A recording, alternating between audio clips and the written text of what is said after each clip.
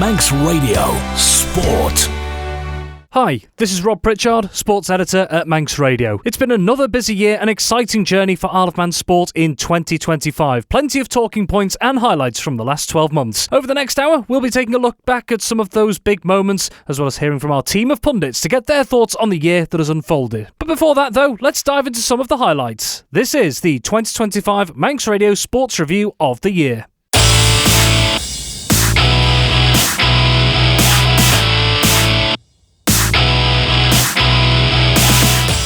The calendar started in January with a serious message for Manx football, with the president of the Isle of Man FA saying the 12 months ahead could be an important time for the development of the Manx game. The criticism that we receive where clubs can't field first teams, clubs that can't field combination teams, it's not really the FA's fault, but we need to try and find some reason behind it and try and help these clubs. Junior football is absolutely thriving, so we need to somehow retain a lot more players. Plenty more on the football side to come. In motorsport, the year got off to a fantastic start for local organisation Manx Autosport, who found out they won a national award for a second year running, with the Manx Rally claiming the 2024 Best Pro Tyre Asphalt Rally Championship event. Meanwhile, in athletics, Manx competitor Georgia Price went on to set a national record on her debut athletics meeting, setting a new women's indoor triple jump record of 11.33 metres at the Northern Athletics Indoor Championships in Sheffield. The turn of the year marked a milestone for women's cricket locally, as the Isle of Man women's national side prepares to make its first ever appearance at the ICC Women's T20 World Cup qualifiers.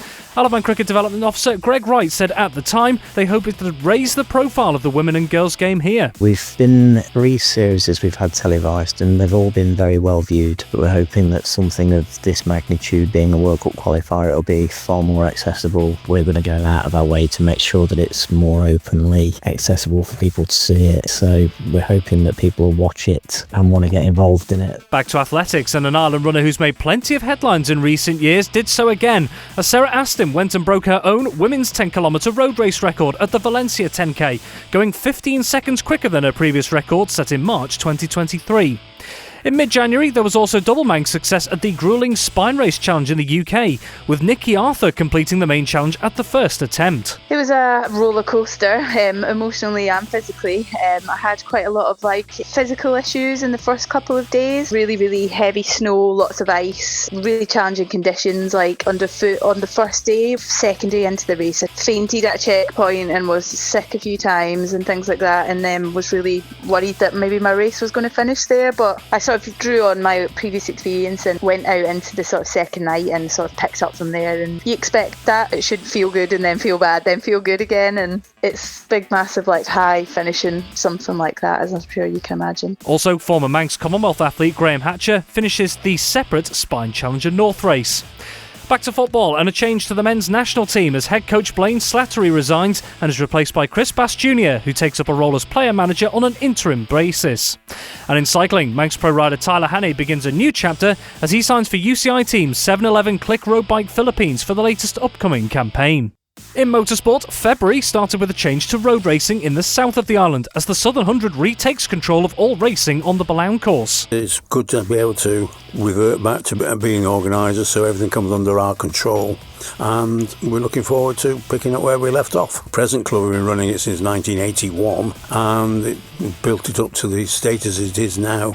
And this was just put on us 2 years ago, 2 or 3 years ago, to alleviate some of the problems that were between the government and the ACU at the time. So they thought it was a good idea and we went along with it, and we subsequently have reverting back now to the status quo. In athletics, Krista Kane continues her sharp rise in the endurance racing scene as she sets a new Manx women's over 35s 10km road race record of 36 minutes and 15 seconds whilst competing in London. Early February also saw the first trophy of 2025 in women's football decided as Peel beat rivals Corinthians 2-0 at the Bowl in Douglas to lift the Women's Floodlit Cup. Some big news arrived in two-wheeled racing when it was announced that TT outright lap record holder Peter Hickman and 2024 senior TT champion Davy Todd had split from FHO Racing just a few months before TT 2025. It was also confirmed the two would be setting up the new 810 Racing Squad with support from BMW Motorrad to take on the TT, other road racing events and BSB for 2025. More achievements in athletics also came as Regan Corrin smashed his own Ireland record for the men's indoor long jump by clearing 7.28 metres at the England Athletics Indoor Track and Field Championships in Sheffield to take the gold medal in the men's under-20 long jump competition. One of the Isle of Man's up-and-coming rugby talents gets a shot at the big time as former Southern Nomads and Castle Russian player Patrice Bell makes his senior debut for Sale Sharks in a victory over Newcastle Falcons. In cricket, local side Peel and St John's marked their European Cricket League debut with a win against Romanian side ACC Bucharest in Spain. At the end of the month saw one of the biggest events on the Ireland sporting calendar, the 2024 Isle of Man Sports Awards at the Villa Marina in Douglas. 14 accolades were awarded on the night, with cycling legend Sir Mark Cavendish winning both the 2024 Isle of Man Sportsman of the Year Award and the Lifetime Achievement Award, following his historic 35th Tour de France victory last year. The Sports Award is always a great evening because, you almost take for granted what an incredibly sporting nation we are for 85,000 people. When you see the achievements that every athlete here has, it makes you proud, We're a little island that loves sports and a little island that punches well above its weight, and we have the backing of a government that believes in sport, and it's a pretty nice thing to be part of. Meanwhile, equestrian star Yasmin Ingham won the 2024 Isle of Man Sportswoman of the Year title, following a year in which she was a reserve member of the Great Britain eventing squad, which won gold at the 2024 Olympics in Paris. It's been an amazing year. I've got a brilliant string of horses who I'm super lucky to ride. Of course, the late Sue Davies, who I ride for, she's been an incredible support of me over the past 10 years, and I continue to ride her horses in her name, which is very special to me, and I look forward to the next few years competing the horses in her name and continuing her legacy.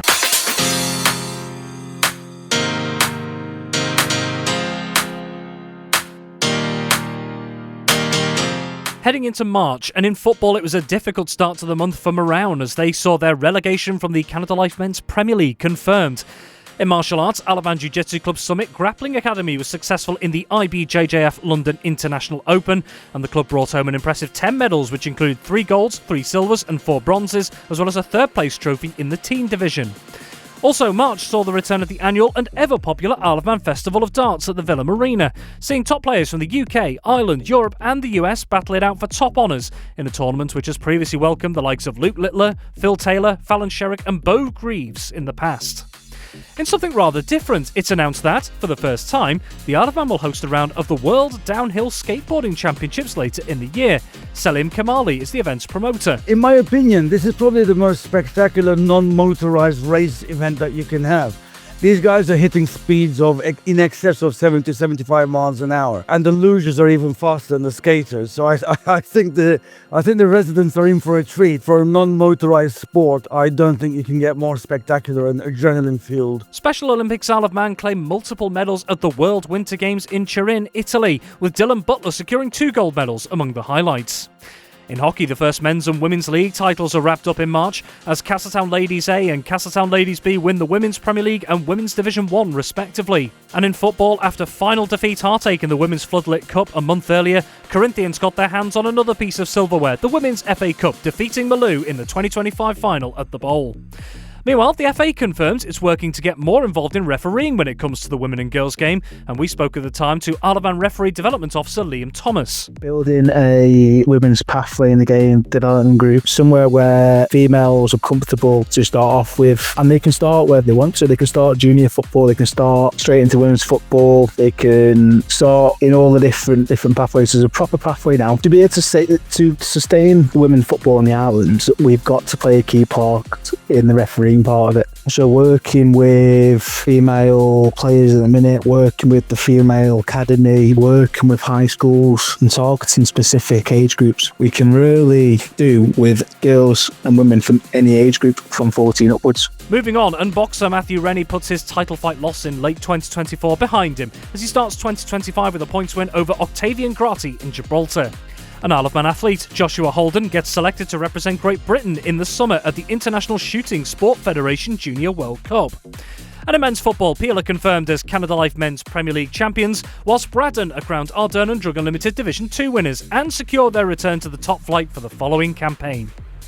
The start of April saw athlete Sarah Aston break her own women's 10,000 metre record for the second time in 2 months, this time setting a new benchmark at the 10 race in California. I think obviously this new coach was probably the biggest change I've made in the last year or so. Also, actually, that on top of the fact that I'm able to work part-time now thanks to a few things, so Isle of Man Sport Aid being one. It's not just one thing. I think there's been a few changes I've made in the last 18 months or so now, which is finally feels like it's starting to pay off. I've just had to be quite patient with it all. There's league success for the Isle of Man 1 badminton squad as they take the Division 2 North title in the Badminton England County Championships.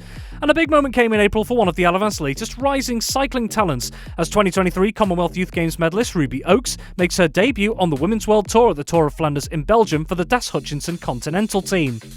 The month of April saw another big twist when it came to news ahead of the 2025 Isle of Man TT races, as the WTF, with the Future Racing team, announces it's cancelling its road racing plans.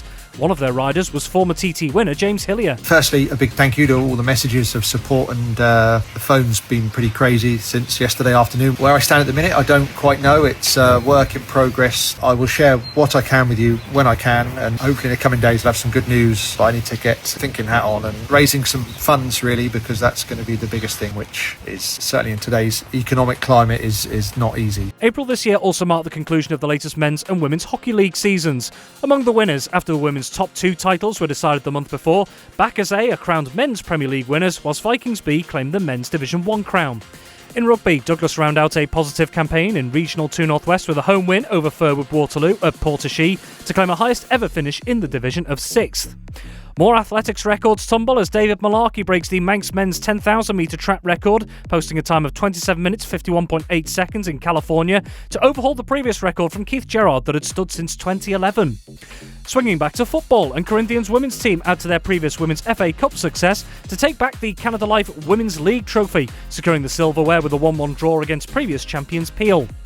The 2025 Manx Rally takes place with 2 days of action-packed four-wheeled racing on closed road stages across the Isle of Man, with Irish pairing Gary Jennings and Rory Kennedy winning to take top honours. There's Cheshire competition final heartache for local rugby sides Southern Nomads and Ramsey, who fall at the final hurdle in the Cheshire Bowl and Cheshire Vars finals respectively. Away from the local leagues in football, despite a challenging end to their latest NWCFL Premier Division season, which saw them win just 2 matches in 2025, FC Isle of Man confirmed manager Paul Jones will remain in charge of the first team going into the following campaign. We've played lots of different ways this season in terms of how we've had to unpick defences, and we've just not finished the ball in the back of the net, and that's it. And then when that happens, you put yourself under an awful lot of pressure, and mistakes, are highlighted a little bit more. And how do you look forward to the next few months and then to the beginning of the sort of next season? We've got our plans in place ready for pre-season, so it's just a case of switching that on when we're ready to switch back on. And the league doesn't get any easier. We just need to keep improving and hope that our improvement as players and development as coaches is at a faster rate than the other teams. Back to the Manx leagues in football, and in fact the cup competitions, as men's Premier League champions-elect Peel are beaten in this year's ECAP FA Cup final after a stunning comeback sees Northerners Ayr United lift the silverware.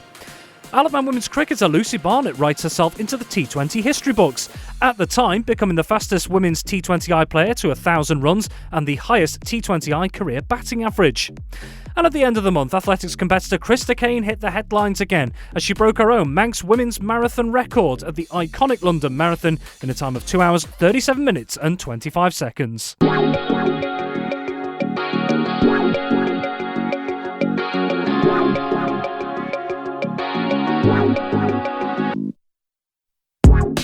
As May arrived, so did one of the major events on the local cycling calendar.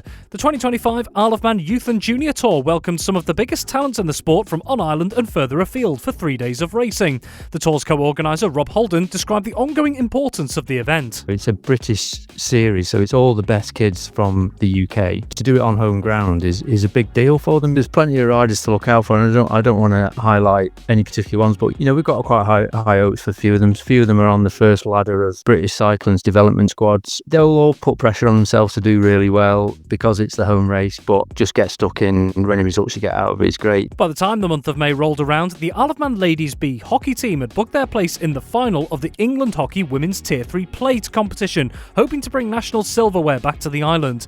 But it was to end in agonising defeat as they suffered a loss on penalty shuffles to Sunbury and Walton Hawks First 11 in London. In motorsport, as preparations for many continue to ramp up for the Isle of Man TT races in a few weeks' time, numerous Manx competitors joined fellow TT stars at the 2025 Northwest 200 in Northern Ireland. During that same event, the question was put to TT legend John McGuinness about his future in the sport, and, in a message which no doubt delighted many fans, he told BBC Sport Northern Ireland he has no plans to retire. I thought by now I'd be going backwards, but I still have the enthusiasm. I still have, I've been out, I know I'm a bit heavy in that, but I still go out on my enduro bike, I still ride, I still feel bike fit, I still feel strong. I mean, I wouldn't be sat here with a number 1 plate on Honda if I wasn't warranting the job. Adding to the TT hype was Michael Dunlop, as he confirmed in early May his plans for this year's meeting, a year on from becoming the most successful TT rider of all time. And his TT achievements were further cemented in the month of May, as he has a corner named after him on the Snaefell Mountain course. Yeah, obviously the course only has so many signs on it, so to get a chance to be one of them, it's an honour. Obviously last year was breaking the record. Nice place to put it, I think. It's sort of suits my racing career. It's been a tough climb the whole time, but obviously it's nice here. Obviously we've got 2 Dunlops here, obviously Joey having his section and obviously me having mine, so it's not many family names that get a chance to have 2 of them actually on the race circuit, so it's a big thing for the legacy really. Back on Ireland and in rugby, Douglas added to their strong league finish in Regional 2 Northwest with a convincing win over Vagabonds in the 2025 Manx Cup final. Also in May, the Manx Youth Games return for 2025 in an occasion that sees hundreds of youngsters across the island getting involved in sporting events across Manx shores. Manx Sport and Recreation's Sports Development Officer, Gareth Lloyd, explained why the community and social feel of the Games is so important each year. It's massively important. It's been a pound since it originated back all them years ago. It's something what we're very thankful to our sponsors at Sporting Club who give us the opportunity to keep the cost down. But yeah, it's one of the main barriers what we try and make sure is no pressure at all for families. Us at MSR don't take any of the money. It all goes back into the sport. In football, Braddon secured a league and cup double, adding the Paul Henry Gold Cup to their Division 2 title, whilst Laxey retained the Hospital Cup, beating Ramsey in a repeat of the final of 12 months previous. Elsewhere and back to motorsport, James Hillier, having seen his previous road racing plans with WTF Racing scuppered, the former TT winner secures new avenues to compete with Muck-Off Racing and Bournemouth Kawasaki. From one rider in to one rider out, as TT frontrunner Jamie Coward is ruled out of the 2025 TT races due to injury. In triathlon, Manxman Will Draper earns a Great Britain call-up for the Elite World Triathlon Long Distance Championships in June. And in boxing, for the first time ever, the Isle of Man gets its first WBC champion, as Australia-based Sam Rennie defeats Asia Ulaman to claim the WBC Australasia Silver Super Featherweight belt. Now, we've heard the word motorsport plenty of times already, but late May is where things really kicked in. First off, with the pre-TT Classic Road races at the Blount course, marking the start of the latest Manx road racing season. Engage gear, flipped around, watch the lights, the revs go up, and that's a strong start by Harley Rushton in the middle of the front row. Let's go to Chris Kinley.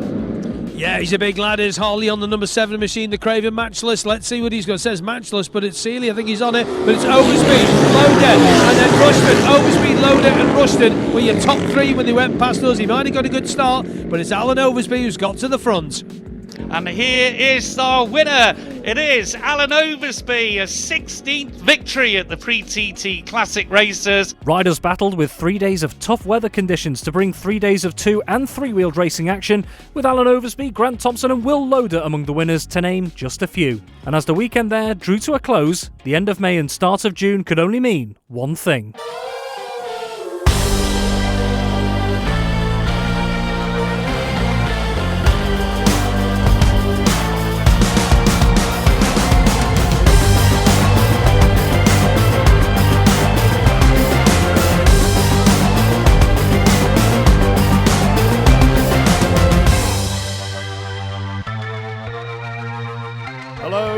Good morning and welcome from the grandstand in Douglas. I'm Dave Moore, and it gives me great delight to say that this year's Isle of Man TT races are officially underway. The return of the Isle of Man TT races for 2025 at the end of May looked to promise yet another 2 weeks of thrilling road racing action on the hallowed tarmac of the Snaefell mountain course. However, Mother Nature wasn't playing ball right from the start. We would have had a different schedule for today, but rain is supposedly on its way, and that's why they're only going to get one lap. And that kind of set the tone, really. The news is not great, unfortunately. Gary Thompson, the clerk of the course, has just been on the PA to announce that more showers have come into the west of the island. As a result, the roads are damp or wet at Sarah's Cottage, Lamb Fell and Cronkervoddy, so they are not going to be able to race this afternoon on the TT course. No racing this afternoon. I just want to thank firstly the public for your patience and resilience. Obviously we've had a difficult week so far. I don't think there'll be any lap records today. It hasn't got into flow, but equally and this testament to everybody involved. Everybody's been patient, everybody's been resilient. The wind's obviously pushed me back and trying to throw me off the back of the bike, but more like a hanging on match at the minute. But yeah, we're going to try and lift the front of the fair in here just to try and take a bit of wind off me. We are at the greatest motorsport event in the world. We are doing what we can to get the event on in the most difficult of circumstances. Riders, organisers and spectators alike played a continuous game of cat and mouse with the conditions over the TT fortnight this year. Despite all those challenges, we saw new memories made on the mountain course. Having become the most successful rider of all time at the event a year ago, Michael Dunlop surpassed 30 TT victories in 2025, further etching his name into TT immortality by winning both Supersport and both Super Twin races. Absolutely pinned the Milwaukee Ducati. My thunder, it's 30. 30 TT wins for Michael Dunlop. Milwaukee guys really wanted to, they made an effort with the Ducati and really wanted me to win around the TT, and they took all faith in me to have a go, and between them and Quattro and Cheshire Bones, we and the boys built a lovely wee bike. Elsewhere, having been so close on many occasions in recent times, Dean Harrison broke his duck to take his first 2 TT victories in 6 years by winning both Superstock races. On his way down Glencrutchy Road, riding to victory in the open. There he is! Winner of the RL360 Superstock TT Race 1 will be Dean Harrison. I've been trying, obviously. Everyone will tell you how hard it is to win it. To get on a podium is hard enough, never mind win one. So no, it's been a tough week, I'll be honest with you. I've been a bit up and down, but no, I've had a 3-2 and now I won. Everyone waving their arms over the fence and spurring me on. Davey Todd claimed his third TT win in 2 years by emerging victorious in a fiercely contested superbike race. Now we wait for Davey Todd. Will it be a third TT win for Davey Todd? Here he is! And it is. Todd wins by 1.2 seconds. The boys have done a fantastic job, and man, it feels sweet. It's our own team, it's our team. And in the sidecars, Manx brothers Ryan and Callum Crowe were the undisputed three-wheel champions, not only taking 2 victories, but during the first race setting an astonishing new sidecar TT lap record. All eyes on the timing screen to see what they have managed to do on 37.73 miles. Here they come. Victory for the Crows. And a sensational new lap record, 121.021 miles per hour. Wow! That was some ride, that, by Ryan. It's been a long week. It's been a very long week, but very well done with Gary Thompson. I just want to say a massive thank you to all my team. Honestly, Chris, I didn't intend it. I didn't think that would come. It's that windy out there. But yeah, it was just mint the whole way around. It was lovely. Couldn't knock it at all. And as the 2 weeks reached its finale, the centrepiece senior race beckoned on Saturday the 6th of June.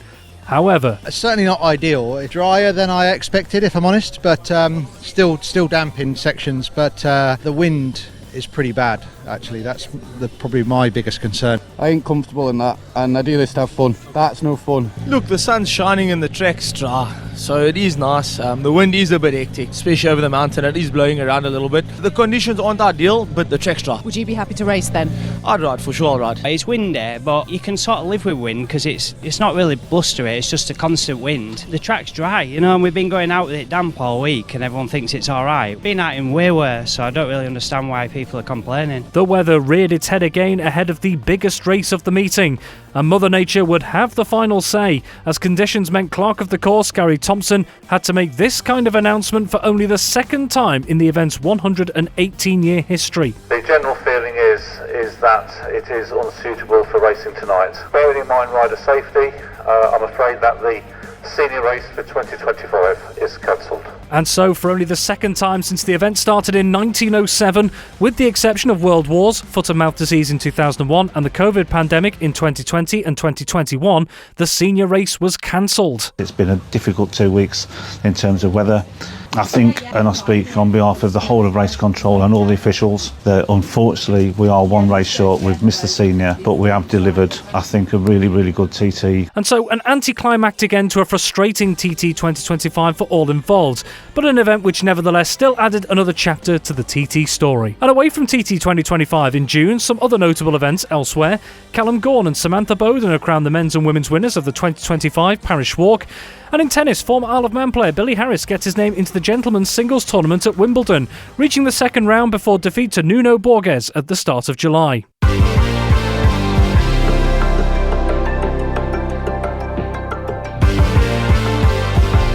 The non-stop summer continued into July, and the month began with a very special year for one of the Isle of Man's other iconic motorsport events. The sign to watch the lights is there. The revs are up. Who's getting the start? Todd's good at these. He's good again at the back. Let's go down to Chris Kinley. Yeah, Davey Todd says he likes a start on an 810 BMW, and he's got the whole shot. He's got Dean Harrison, but he's got Michael Dunlop in behind him. The Southern 100 road races returned in glorious sunshine on the Ballown course for the event's Platinum Jubilee year, with the gripping action matching this milestone occasion. Among the headlines, we saw Davey Todd retain his solo championship crown, beating Dean Harrison to the top honours by less than half a second in a pulsating contest. Here's the front two, and a punch of the air as he takes a triumph, and it's a hat-trick for Davey Todd. Dean Harrison, second. Mega that, innit? It's pretty cool to be doing battle with Dean out there. He's so quick around this place, and Michael too, and we know this is the one that everybody wants. Meanwhile, in the sidecars, and having already taken a TT double last month, local brothers Ryan and Callum Crowe set a stratospheric new outright sidecar lap record at Ballown on their way to claiming the sidecar championship. Here they come, here they come. They are Southern 100 champions, sidecar champions. Ryan and Callum Crowe take the checkered flag, take the honours, take the outright lap record. I just gave the boys plenty of space and I didn't think I was going to catch up, to be fair, but I just grit my teeth in it and went for it. I knew I was in for a ride on that one. It wasn't easy, that one. I was flat out every lap, not one bit of rest. And as the checkered flag came down at Ballown, the Manx flag then lifted off, bound for Orkney, as a big Manx contingent headed on their way to the 2025 International Island Games.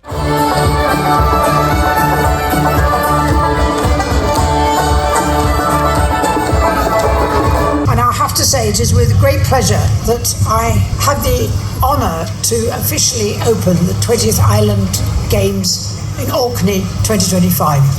All the best.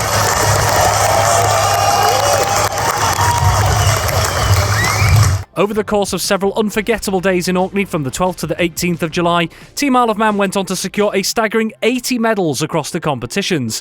Far too many medals, therefore, to go through every single one right now, but here's just a taste of some of the successes. A memorable moment on day one in the triathlon, as Clara Isaac secured the Isle of Man's first medal in the women's race in what was her Island Games debut. The atmosphere is incredible, and I'm not used to this heat. I am a proper cold-blooded person, so it did take a little bit of getting adjusted to, but I was pouring water over my head, trying to take deep breaths. But yeah, it was fantastic.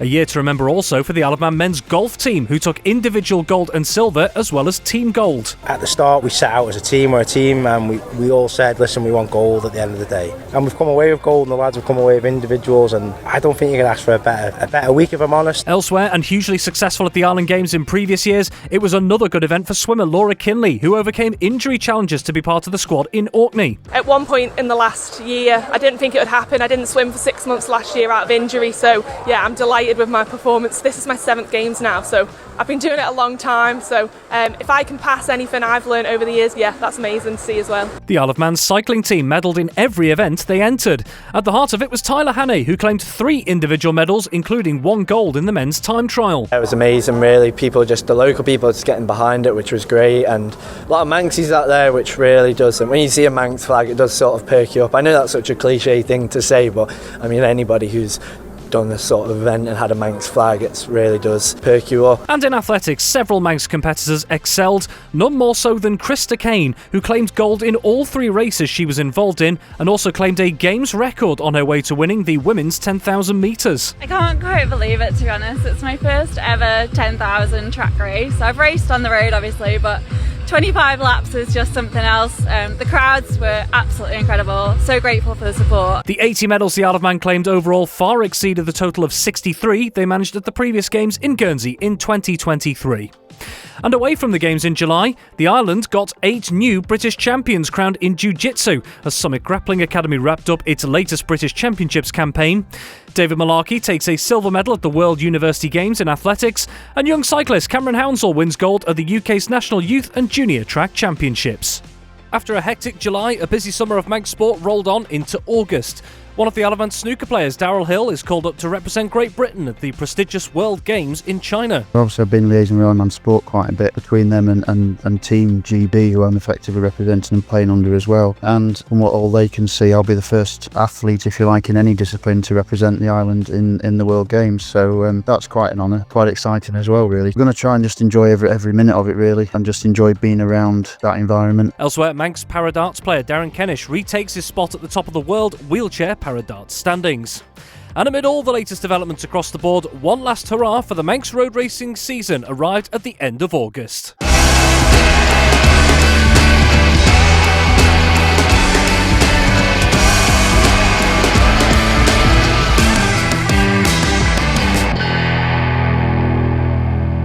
Good afternoon, welcome to a sun-kissed Isle of Man. We're here at the Manx Grand Prix and the Classic TT. 12 days of racing from the 17th to the 29th of the month saw not just the return of the Manx Grand Prix, but the comeback of the Classic TT after a 6-year absence. We're ready to go racing at the Manx Grand Prix 2025. Tap on the shoulder and away. The opening week or so for MGP competitors was blessed with good weather, which helped the practice pace and the racing. Among the MGP winners this year was Manxman Jamie Williams. A year on from a big crash at the same event, he went on to win both the junior and supersport races. It's Jamie Williams! Jamie Williams with the double at the Manx Grand Prix. The gap at the end, 3.233 seconds. Number 2, Jamie Williams has over number 8, Toby Shan. I'm a little bit speechless. I'm just so happy this has happened. And it's more so for the team and everybody that's put everything into it, Beth. I mean, all of them have worked their socks off all weekend. It's pretty special. Double Manx Grand Prix winner, get that in you. Meanwhile, the Super Twin MGP title went the way of Lewis Arrowsmith, and in the senior race, a truly epic race saw Kevin Canny, a newcomer in 2024, take top spot in the most dramatic of circumstances. He's got 5 seconds to get here. Looking up the road, has he got enough? Has he done enough? He has! Kevin Canny takes the win by half a second! Kevin Canny, with a newcomer last year, has taken the Manx Grand Prix senior title by half a second. I can't. There's no words. Just look, before I say anything, I would just want to thank every single person who's believed in me, all my family, any single person. Look, I know the emotions are high. I don't want to forget anyone. There's so many people who deserve a mention. As the Manx Grand Prix wrapped up, the spotlight turned to the Classic TT. However, after an MGP week of glorious conditions, Mother Nature brought bad weather crashing down when the classics were coming out to play, causing havoc with the racing schedule. I'm trying to keep roads as open as long as possible to minimise the disruption to the public. I also want to say thank you to the competitors, to all the officials, to all the marshals. The programme is going to be a bit flexible, so again I thank you for your patience and resilience. As with much of the Isle of Man TT races in May and June, poor conditions caused plenty of headaches for that man, Clerk of the Course Gary Thompson, and his team, as well as competitors, teams and residents. Despite the challenges, a trio of Classic TT races served up plenty of entertainment. In the historic Senior Classic, Mike Brown snatched victory by less than 0.3 of a second on the Peter Lodge Racing Norton. Across the line, it's Mike Brown. Oh my goodness me, 1/4 of a second. 0.269. Wow. There's a few pit boards around, but I read it wrong to Gooseneck. I thought it said P1 plus 10, and I really rolled off there coming through the nook and stuff, and then I realised when I came in it was P1 plus 0, so I got away with that one. There was a memorable moment elsewhere for Northern Irishman Paul Jordan, who claimed his first ever Snaefell Mountain Course victory in the historic Junior Classic. Paul Jordan across the line, and the classic TT win will go to Paul Jordan by 9 seconds. It's always nice to get in here, I didn't unfortunately ever got to come in here at the TT, so because of other reasons, but yeah, I get to go up here and stand up in front of everybody again, and I'm over the moon. And there was a very familiar name which came out on top in the popular lightweight race, with Michael Dunlop roaring to success nearly a minute ahead of his nearest challenger. Feeling good all week to be 250. It's running well, and what's nice for me is I came with this to the Manx, this 250, and I've always wanted to win a 250 race around here, so I've won a 125 race, I want to win a 250 race, and it's just a nice thing to have. But all involved weren't going to have it all their own way, as, just like during the TT earlier in the summer, the weather had the last laugh ahead of the much-anticipated Senior Classic race. Gary Thompson, the clerk of the course, just addressing the paddock to say that they've just run a full course assessment. It is too wet to run superbikes, and this class, unfortunately, out on the road. So he's called it. That race will not now happen. That meant that not only the classic superbikes had been denied their grand finale, but that those superbikes wouldn't race at all at this year's event after the Formula 1 race earlier in the week had also been called off due to the conditions.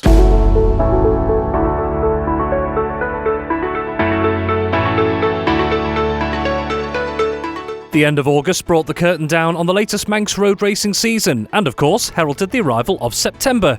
A good start to the month for Manx pro cyclist Matthew Bostock, who gets named in the Great Britain team for the 2025 Tour of Britain. And closer to home, September marked the start of new seasons in Manx football, rugby and hockey. The annual Isle of Man Championships in tennis were held in the weekend going into September, with Ori Farnworth and Charlotte Clark successfully defending their respective men's and women's singles titles at Douglas Lawn Tennis Club. And speaking of tennis, former Ireland tennis star Billy Harris secures his first ever ATP Challenger title, winning the men's singles competition at the Cassis Open in France. The Isle of Man Triathlon Championships attract a big turnout in tough conditions at Morag Park in Ramsey, with Will Draper and Clara Isaac taking the men's and women's standard distance titles respectively. For Draper, the good times in 2025 kept on coming. Having already earned several wildcard entries to the prestigious T100 Triathlon World Tour during the year, he went even better in September as he won the European Long Distance Triathlon Challenge in Amsterdam. I kind of waited because I knew how fragile you are at the end of these races, so I thought I'm going to wait and do it as hard as I can and just hope that he can't go any faster. And I've had a few sprint finishes this year and came out on top, so I backed myself, and yeah, it worked in the end. Back to two-wheeled racing and to Manx trial star Caitlin Adsed, who becomes a European champion, winning the trial ECW class of the Trials European Championship. Also during September, Adsed finished a strong fourth in the FIM Women's Trial World Championship, while she and Great Britain finished third at this year's Trial the Nations. Mid-September also saw the finale to the latest Andres Racing Association Championship campaign at Derby, with multiple winners crowned during the 7th and final round, including Jamie Kringle becoming this year's solo centre champion, Carl Casement winning the Supersport Championship, as well as Ryan and Callum Crowe taking a clean sweep of sidecar titles in the driver and passenger standings.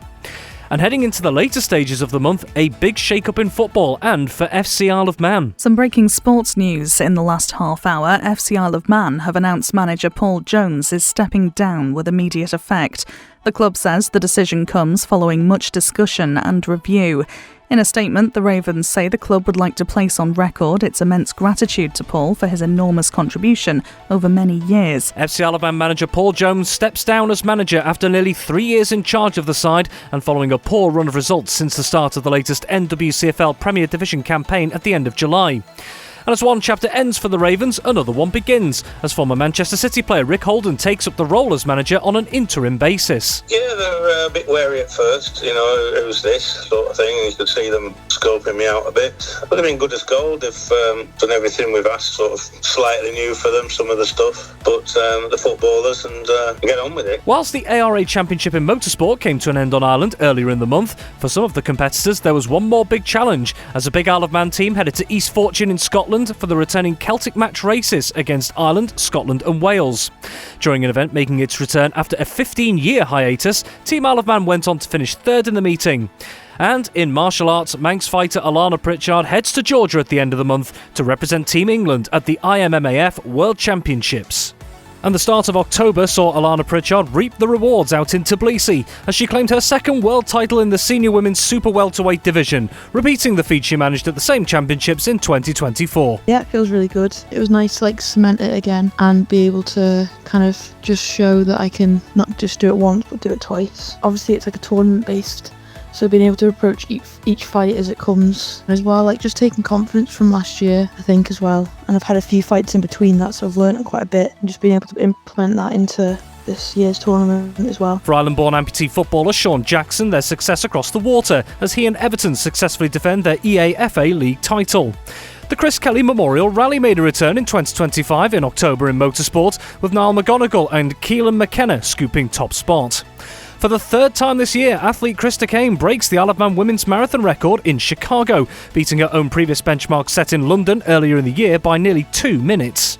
TT legend Ian Locker announces his retirement from road racing, bringing to an end a 42-year career on the Snaefell mountain course, during which time he claimed 12 TT victories. Manx pro cyclist Lizzie Holden announces she will be retiring from the sport at the end of the season, bringing to an end a stellar career that has seen her compete on the likes of the Women's World Tour and at the Commonwealth Games, as well as being crowned British Elite Women's Time Trial Champion in 2023. The opportunities I had to ride for myself in the Commonwealth Games, even just to represent the Isle of Man there, was it's incredibly special. And then obviously the TT champs in 23. And I mean, one highlight actually was being a part of when the Women's Tour de France started, and to be a part of that was incredible. And just seeing the growth in women's cycling is amazing. Back to athletics, and Ireland athlete Sarah Webster is crowned world champion at the IAU 24-hour World Championship in France and sets a new women's world record in the process. And in darts, there was double delight for Manx Paradarts competitor Callum Brew, first off winning the Hungarian Paradarts Masters before being crowned World Paradarts Champion in Budapest at the 2025 World Paradarts World Championships. And elsewhere, after one martial arts success for the Isle of Man at the start of October to one at the end of October as well, as Hayley Curtis claims 2 European gold medals at the IBJJF European No-Gi Championships in Rome. Heading into the final stages of 2025 and November, with plenty still happening in Manx sport both on island and further afield. For the Manx powerlifting team, a big milestone, as they set their highest ever points total at the Home Nations Championship, racking up 780.3 points in Birmingham. And not only that, it's revealed that, for the first time, the Isle of Man will host the championships in 2026. I think it's going to be incredible to reflect on the event afterwards and see what we're, as I say, as our tiny little island for our really new association can produce. I also think that having Commonwealth next year as something for people to aim towards, putting in qualifying totals that are achievable for men and women is really helping. Motorsport, and having been recognised in this year's King's Birthday Honours List a few months previous, Michael Dunlop, the most successful TT rider of all time, receives his MBE at Windsor Castle for services to motorcycle racing. More headlines for the Isle of Man around martial arts as Taekwondo athlete Nino Ontoy wins 3 gold medals during this year's British Taekwondo National Pumse Championships. From the mat to the pool, and no fewer than 18 national titles are decided at the NSC in Douglas during the 2025 Isle of Man Swimming Championships, including several new Manx records at senior and junior level. For the 3rd year running, the Manx Rally claims a national award, specifically the Pro Tyre Asphalt Championship Rally of the Year accolade. And more in motorsport, and a change for TT competitor Connor Cummins. The Ramsey Rocket announces he's setting up a new team, Conrod Motorsport, to take on the mountain course next year. I'm going into this with my eyes wide open because money's going to make the team go round. It's as simple as that. I appreciate the world's in a very weird sort of place at the minute with everything, and I need backers to make this happen. I'm not shy of putting the effort in. That's how I've grown my business. I'm just being realistic, and I'm only going to know if I try, so I'm right up for it. In boxing, an Ireland fighter Jamie Devine makes it 10 unbeaten at professional level in November as he claims victory over Christopher Osicho Ocheno in Kenya. The champions of the 2025 Mixed Hockey League season are confirmed during the same month, with Bakaze winning the Mixed Premier League, Valkyes B taking Mixed Division 1, Castown Camags winning Mixed Division 2 and Valkyes D winning Mixed Division 3.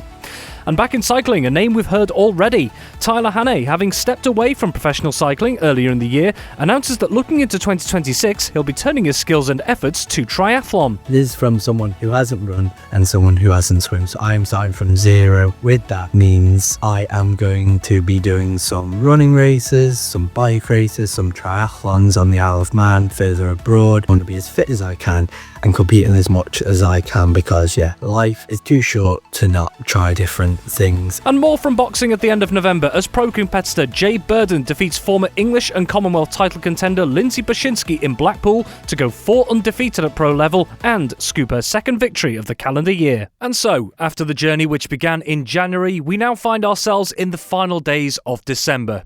Time then, I think, to hear from those who've been at the centre of much of the action over the last 12 months. Throughout each year, the stories we hear and the coverage we have wouldn't be possible without our dedicated team of Manx Radio sport correspondents operating throughout the season. Tony Mepham at the heart of Manx football, Dave Christian across all the latest rugby action, and Ben Cunningham with his finger on the pulse of Manx hockey, all of whom bringing the action to you throughout the campaigns. It seems only fitting then that the final word on their sports this year should go to them, whilst they also look ahead to what's potentially to come in 2026. So first off, we're going to take a little bit of a look back at the Isle football scene in what's been another busy 2025 with our dedicated football correspondent Tony Mepham. And Tony, starting with the local leagues quite generally, from an overall perspective, how would you say things have gone compared to recent years? I think pretty good really, and we've been working on the strategy of the Isle of Man FA and everything, and just looking at where the problems might be in football. And there's one that we've always had, Rob, and you'll have noticed it, is the lack of referees. And unfortunately, the end of 25 has proven a real problem because we've got weekends now where we're struggling to get a referee on each game. So it's hard going. And the reason why, I don't know. Maybe, we keep saying that the players show a bit of disrespect in the games, but the referees have the cards to deal with that. That's been really hard. But I think looking back at the Island games, the men did really well. Chris Bass in his first senior competition as manager. Wayne Lacey's a seasoned pro now. Just delighted that they both came back with medals. In general, it's good. The junior numbers, the junior league and new chairman there in Nick Cowell is absolutely running like clockwork. The whole running of junior football, which takes the pressure off maybe one man. I think that's been a bit of a success story. You've already touched on one topic there. There have been plenty of talking points and some criticism towards the FA on certain things with regards to, you mentioned referees as well. Recent debate around the development of the women and girls game as well. So crucially, where does the solution come from? Because whilst there's plenty of comments that work is ongoing, that these problems seem to still be stacking up. They do seem to be stacking up. Let's have a look at the women's game of football. Towards the end of the year, we've lost our women's development officer, Jamie Lee Burns, who did an absolutely incredible job. We've got 2 new teams back in, which is Russian and Union Mills. They've been in there before, so it's been key personnel to get it going. We're always looking to increase it. A lot of the criticism we get is people asking questions that really we have no control over the answers. One being the age band, girls and women's football. Why can't 15-year-olds play in senior women's football with parental consent? I've done it personally since I've been president, hammered the door down at the FA, and the talent's there, but they're just having the delay for 1 year from playing in their age bands, girls football, and then suddenly 15 to 16 it all comes to a stop and we're losing people. How come hockey can do it? How come netball can do it but football can't? And I think it's a real problem for us to deal with that, and the English FA need to try and help us. Looking into 2026, what are the biggest things that Manx football as a whole has to achieve, away from individual clubs or players, for the game as a whole to keep Manx football moving forward? I think the junior setup is good. The Junior League are very lucky that they've got some fantastic clubs out there who work tirelessly to get these junior teams out. Big tick for me for the Junior League. The Isle of Man senior men, we need to find some more fixtures for them, but before that we need to find a sponsor, because running football clubs and running the FA is expensive stuff now, and we can't, like before, we take a chance and hopefully cover the costs. We can't do that now. Everything's budgeted for in the FA. It has to be that way, Rob. Certainly the big one for us is that the referees, we need to find more referees, and we're starting to do more courses, but I think there has to be a joined up method between the club and the FA. I think we've lost that at the moment, and we need to remedy that. We're a little bit apart with the connection, and whether it's just down to the way the world is, I don't know. Turning our attention here right at the end of 2025 to rugby, and our rugby correspondent Dave Christian. Dave, it's been another busy year in so many different areas. Come to Douglas first of all in 2025. So come the end of last season, in the latter stages of 2025, their highest ever finish in Regional 2 Northwest, and as we speak right now, a positive start to the latest season. So what's been the key, do you think, to Douglas having that little bit of progress? It's kind of odd, Rob, because when you look at the results from the early part of 2025, they started the year with 3 defeats on the bounce. They've managed to pick themselves up. They finished off the season with 5 wins on the bounce, and we're up to 5th. It started poorly, picked up, went well, and then the latter part of 2025, they're up there challenging at the top end. Fair play to Phil and his guys down there. They're working hard, and if they keep it up, they'll get their reward. In County ADM Lancashire and Cheshire, Vagabonds had a tough season last season, so they've got more Manx company in there now. Ramsey have rejoined for the first time in 5 years the English club system in the same league as Vagabonds. They've found it difficult at the start of this season as well. So for these two teams, where do they try and find the positives in the long run? Are there more positives going on behind the scenes in both teams? Oh, definitely. And the way to understand that better is to look back at another season to 23-24. Vagabonds were in Counties 4. What happened over the closed season between April 24 and September 24 is that some clubs left the league system. That meant there weren't quite enough teams for 2 leagues at the bottom end, so they merged what was left with 4 with 3, and that's automatically thrown up mismatches. Ramsey have come in and they're experiencing the same difficulties that Vaggers had after the divisions 3 and 4 merged. They're finding that the level of the opposition with some of the topper teams in the league is much bigger. There's a much bigger gap than they initially thought. What will happen is the players who are experiencing these games and these defeats against these tougher sides will learn from that, and we'll find that perhaps next season, assuming all goes well and both remain in the league system, I think next season they'll be a little bit tougher. Turning to Vagabonds ladies now, it's been a team in a bit of transition as well. Some of the more experienced players stepping away, newer faces coming in. It just seems to be that there's such a positive attitude for these new players. But as we speak, in Women's NC2 North-South, it's been a relatively positive start for them this season after a positive end to the previous campaign as well. So how much potential is there, do you think, in this Vagabonds ladies squad going into 2026 to kick on, really? Yeah, well, at the back end of the 24-25 season, they finished with 2 Ws. 2 more points would have given them 3rd place in the standings, and 7 more points or 2 more wins would have given them a promotion spot. So they weren't that far away. New players are in and out all the time. They've got, obviously, we mentioned Freya Crow a number of times in preview and in match commentaries. Elsewhere in the team, there's plenty of other talent. And when you've got novices playing with what are very experienced rugby players, the only thing that will happen is the novice is going to get better. And they're really good at that, Vagabonds. If Vagabonds can get a full-strength side out every week, home and away, they're going to go on and on to better things. We mustn't forget that there are a couple of other clubs in the likes of Southern Nomads and Western Vikings. We do have the likes of the local competitions, such as the Manx Cup, and the likes of Vikings and Nomads are involved in the Cheshire Bowl. But it's been a source of debate as to the situation and the future, really, of the local game. Where do we stand going into 2026? Depends, I guess, which competition. We've obviously had the Cheshire Games ongoing. Nomads have been away for some independently arranged friendlies. They've also got the Manx Shield. Douglas Celts have joined that to replace Ramsey. We've still got a 3-team competition. The local game's given an outlet for players to get a game probably once every 2 or 3 weeks, and we've seen players from Nomads and Western Vikings turning out for Vagabonds and Ramsey in their league teams. There's loads of youth rugby coming through in the under 17s, under 16s, under 15s. Streams of players coming through from all clubs. We've just got to make sure there's something for them there to enjoy when they actually turn old enough to play senior. And of course, we mustn't forget that it has been a busy calendar year once again for Manx hockey, both on and off island. Very busy across the respective leagues locally, and of course plenty of the Isle of Man's national teams at both senior and junior level involved in respective competitions throughout the course of the year. Ben, to start with quite a general point, really, looking at the participation in hockey, it's something that's come up quite a bit as well, and speaking recently, actually, with the MHA's development officer, Rachel Andrew, as well, that she said around 1,000 participants in Manx hockey in some capacity or another at the moment, in both senior and junior level. What do you think this says for not just the popularity of the sport here on the island, but the opportunities it provides people of all ages, again, throughout the course of the year? It definitely says that hockey has got a place on the island. There's a lot of interest, as you say, like Rachel said, there are over 1,000 people playing the sport, which is great to hear and great to see, because with more people playing, the leagues are more competitive. Let's look back on the season quite generally then. What have been some of your highlights, would you say? Definitely the mixed leagues this year have been really competitive. I mean, the final day of the season, Mixed Division 1, having 4 teams, 13 mathematical ways that it could have gone either way to any of them teams, was a great conclusion to the end of the season for that division. The men's and ladies as well have been really competitive, some very close games in all the divisions in them leagues. And then for the senior teams, of course, travelling across, of course, the Island Ladies B getting through to the final and just losing the final on penalty strokes, which was massive heartbreak. but a fantastic achievement for them getting into that final. And just coming back to a word you've used a couple of times there, the competitive nature of it as well. And one thing that's been brought up quite a few times in recent years is the fact that